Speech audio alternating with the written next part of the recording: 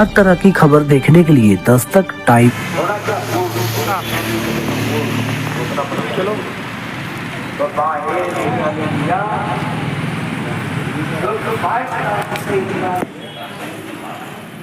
कितनी साधना है विचार स्वच्छ हो गया, स्वच्छ हुआ।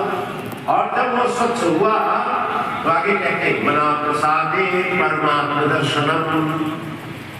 जब वो मन स्वच्छ हुआ तो उसमें परमात्मा दूर नहीं, सबका आत्मा है, उसका जो है अनुभव उसमें आया, प्रतिबिंब आया।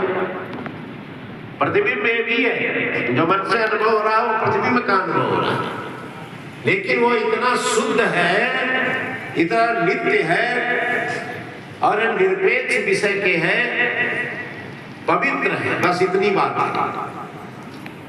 और जो विषय से सुखाया वो क्षणिक है, वो विषयों के अर्जन के द्वारा है, विषयों में प्रवृत्ति के द्वारा, और कभी तृप्ति होने वाली क्षणिक विषयों से नहीं है।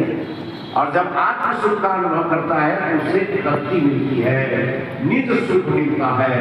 इसलिए गोस्वामी तुलसीदास जी लिखते हैं निज सुख बिनु मन होए थीरा।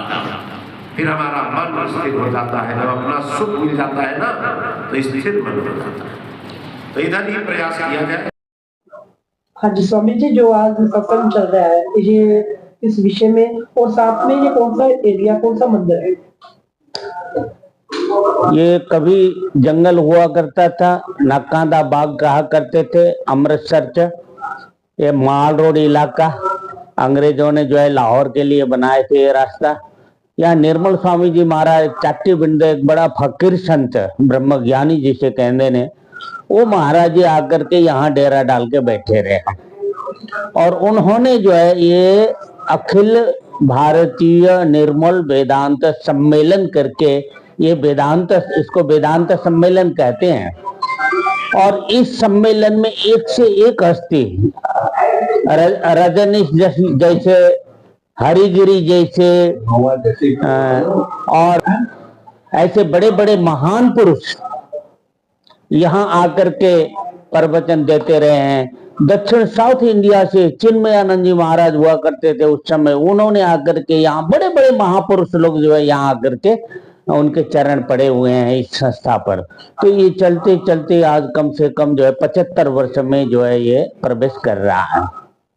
तो अभी इस समय जो इस आश्रम के परमाध्यक्ष हैं, निर्मल पंचायती अखाड़े के जो श्री महंत कहा जाता है उसके मुखिया को, वो मुखिया हमारे यहाँ के अध्यक्ष श्री महंत ज्ञानदेव सिंह जी महाराज जी हैं, वो चला रहे हैं। और सहयोग के लिए जो है हमारे शहद प्रकाश सिंह जी हैं, वो देखभाल व्यवस्था कर रहे हैं। बाकी ट्रस्ट है, समिति है, और वो देखभाल कर रहे हैं। और संत महापुरुष अभी भी हमारे युग पुरुष स्वामी परमानंद जी महाराज जी को भी निमंत्रण दिए हैं।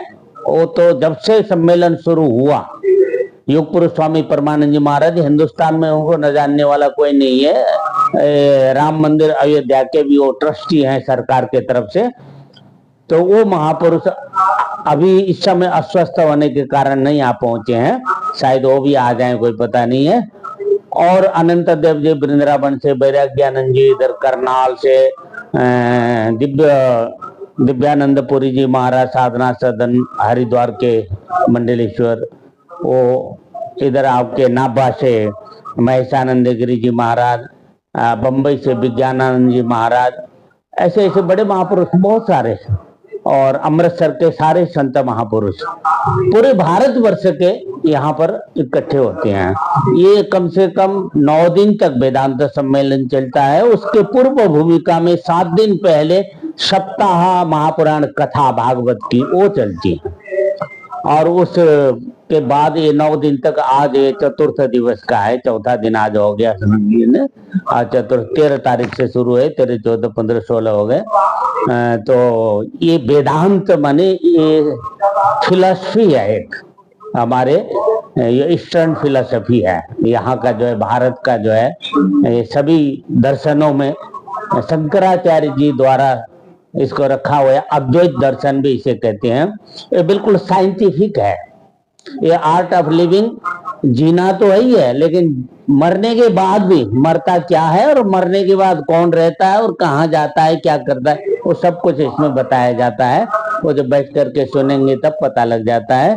तो अब 75 वर्ष ये चल रहा है। पहले तो उधर बड़ा पंडाल में चलता था, लाखों लोग कुंभ मेला की तरह जो है यहाँ लाखों लोग आते थे। आजकल तो ये सब मीडिया चलने लग पड़ा है, इसके कारण लोग घर बैठे बैठे सुन लेते हैं, कहते हैं हमें जाने की जरूरत क्या है। इस प्रकार से ये चल रहा है, आगे भी चलता रहे। आप अगर इसको पुनर्जन्म आदि के दृष्टि से देखोगे कि अभी भी इसके बाद भी आफ्टर डेथ भी लिविंग है, अगर इसको मानते हो तो नहीं भी मानते हो तो भी आकर के आपको यहाँ सीखना चाहिए, इस विद्या को जीवन में धारण करना चाहिए, जानना चाहिए। आज के यूथ अगर इस विद्या को जाने बिना और विद्या पढ़ता है वो सब अधूरे हैं।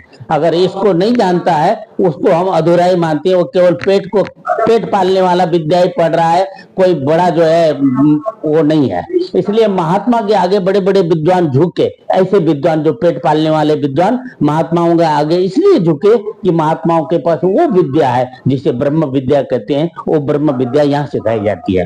महात्मा जी आपका नाम क्या है? तो आपका भी मेरा नाम है स्वामी स्वरूपानंद। वैसे तो मैं पहले यहीं का रहने वाला हूँ, लेकिन आजकल मैं नेपाल में किसी संस्था का पीठाधीश्वर बना हूँ।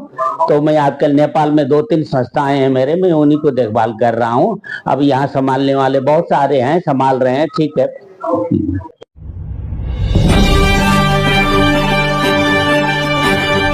हर तरह की खबर देखने के लिए दस्तक